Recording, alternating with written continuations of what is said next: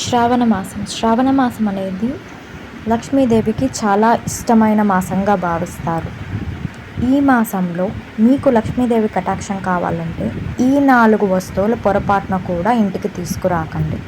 అందులో మొదటిది చాలా ముఖ్యమైనది, విరిగిపోయిన విగ్రహాలు ఇంట్లో ఉండకూడదు. అది పూజ గదిలో లేదా ఇంట్లో ఉండడం అశుభంగా భావిస్తారు. అలాగే అభివృద్ధికి ఆటంకంగా కూడా భావిస్తారు.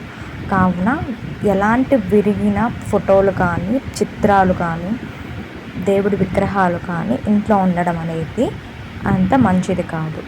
కావున వీటిని శ్రావణ మాసంలోపు నిమజ్జనం చేయడం మంచిది.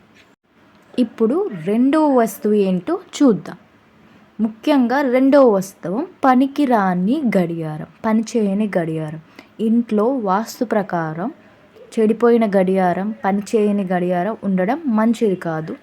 ఇది మన అదృష్టాన్ని ఆపుతుంది. సో అందుకే వీటిని ఇంటి నుంచి తొలగించడం మంచిది. ఇక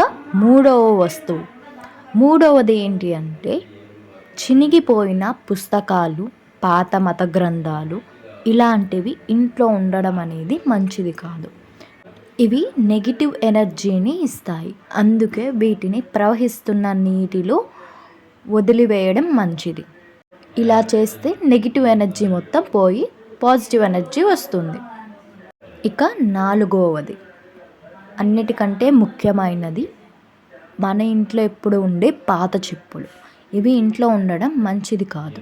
వాస్తు ప్రకారం ఇవి నెగిటివ్ ఎనర్జీని ఇస్తాయి ఇంట్లో. కావున వీటిని త్వరగా పారవేయడం మంచిది. మీకు ఈ వీడియో నచ్చినట్టయితే మా ఛానల్ని సబ్స్క్రైబ్ చేసి, లైక్ చేసి, షేర్ చేయండి.